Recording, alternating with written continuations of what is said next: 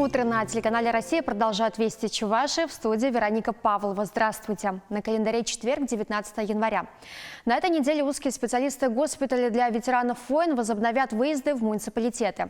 Первым делом они планируют навестить пациентов из Цивильского и Чебоксарского округов. Уже завтра на базе районных больниц мобильная бригада врачей проведет консультации. На прием ждут ветеранов войн и остальных граждан, которые получают льготы, а также тех, у кого есть болезни эндокринной системы.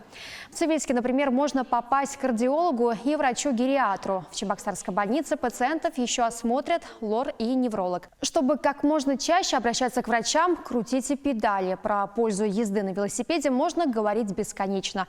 Да вот только мест для безопасного катания на двухколесном, сетуют чебоксарцы, в городе больно мало. Да и те, что есть, надо бы обустроить по уму. Эти вопросы подняли на общественных слушаниях, где представили концепцию велосипедизации столицы республики. По плану велосипедные дорожки должны появиться не только в городе, раскатать их должны по всей чебоксарской агломерации.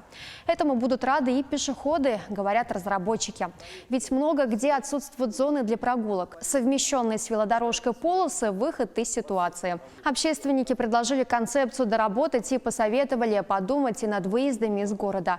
Руководитель велоклуба Лулошки рассказал, красоты республики вместе с энтузиастами исследуют уже больше 10 лет. Прокладывают маршруты по лесной местности, но безопасно и без приключений добраться до того же Заволжья у них получается далеко не всегда. ДГС, он крайне небезопасный, и нужно ехать тропами какими-то там через овраги, либо ты берешь на себя ответственность, едешь в потоке с машинами. О том, какие еще вопросы подняли велосипедисты на общественных слушаниях, расскажем в наших следующих выпусках новостей. А сейчас к другим темам. Сегодня в Чувашской драме стартует новый проект «Неделя лучших спектаклей». До 26 января на сцене покажут 7 культовых постановок по пьесам чувашских и русских классиков. Зрителям предложат отправиться в путешествие по времени, их погрузят и в пушкинскую эпоху, расскажут, как жил чувашский народ до революции и в годы Великой Отечественной войны. Сегодня, например, в театре представят спектакль «Угаснет свет от Игоре». Это работа народной артистки Чуваши Натальи Сергеевой. Постановка в прошлом году была признана лучшей на республиканском конкурсе театрального искусства «Узорчатый занавес». Рейтинги есть не только у спектаклей, среди животных тоже принято определять лучших.